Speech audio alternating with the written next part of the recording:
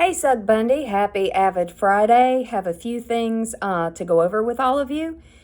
First one, and I know we've talked about it a million times, but I really cannot emphasize enough to you the attendance clarification. Had my principals meeting this week, and they discussed that currently Pitt County Schools is down like 1,300, 1,400 students. And if we mark students absent and they are dropped from our roll, that is going to dramatically impact our teacher allotment numbers come March. So if we do not want to lose teaching positions, I really want you to focus on the fact that there is a separation between doing work and attending. And with the attendance, we do not want students dropped, because if we drop them, they're going to come back and be ours, and then we're going to have teaching assignments, teaching positions cut.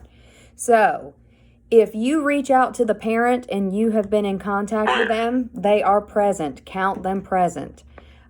Please be very cautious in marking absent.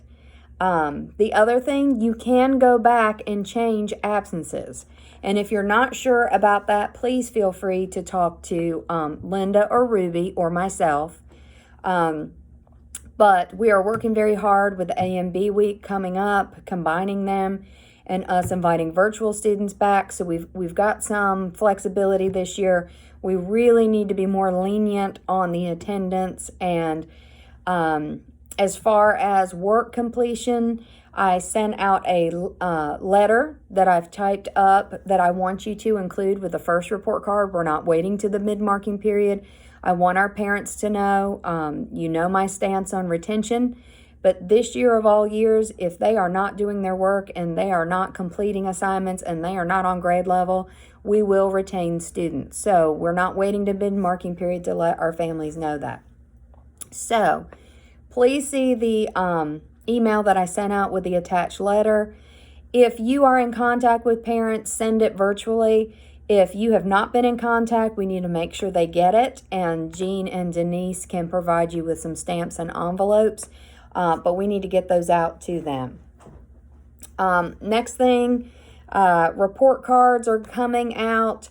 We need to grade them as with what they've earned. So, for instance, if you've been putting zeros in, you need to make sure that they can stay in there. But remember, we cannot score any lower than a 50 on report cards, so you will have to go back in and make that change. There has been a new guideline given to us this week for COVID, and that guideline is different in that if you have a child that is sent home for being symptomatic or being exposed, the sibling must be sent home as well. That also goes for anyone in your household. So that means if you and your spouse is positive, you would have to go and quarantine and test as well. So that is a new change for us that we're going to be working on. So if we take a sibling out of your classroom to send home, that is what that is about.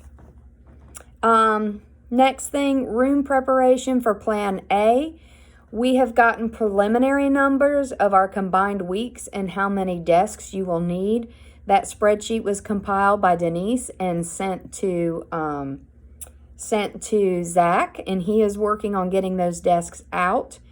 On the SUG side, if you have an estimated number, we'll do the same and send out to Mickey and go to where we've been storing everything and get you what you need. We did send out a survey today that's on our Facebook page, and that's for any families that now do not feel comfortable with the combined A and B week. And we're asking that they could indicate that to us that they want to move virtual, so that way we can balance some numbers. So next week's going to be really critical in balancing numbers and us trying to make reasonable class sizes. Remember, with the new guidelines, we're looking at 3 feet or 1 meter distance. So make sure you're measuring and double checking that. If you need help, come and let admin or custodial team know, and we'll be more than happy to help you. Next thing, if you have a parent who reaches out to you and says, I'm concerned about the number of students in the class, I don't want my child there, please let admin know so we can cross-reference and make sure they've indicated that on the survey. And if they have not, we can reach out and get clarification.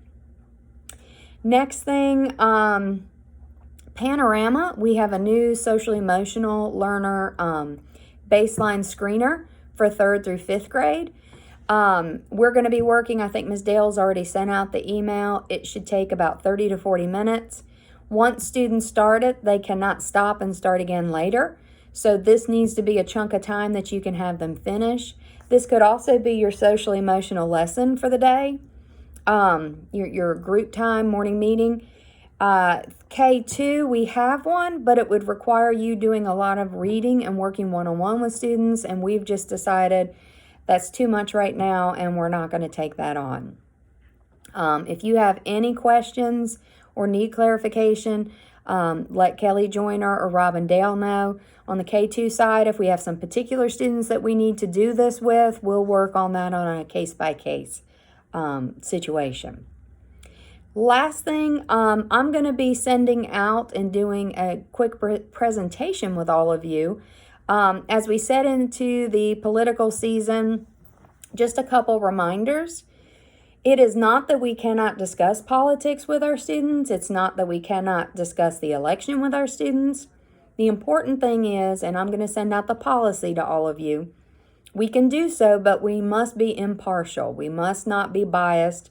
Students at the end of our lessons should not know who we're voting for. They should not know our personal beliefs. I've said this to you guys many times. Our job is to teach our children to think, to be critical thinkers, not what to think. So we really need to watch our bias if we present text. And we present a variety, and we do print text and digital text, and we're doing from a variety of sources and points of view, and we're having discussions where we can teach students, because goodness knows our adults still don't know, how to have respectful disagreeing conversations or how to argue on an opposing view that you may have. All of those, if they're anchored in a standard, are acceptable.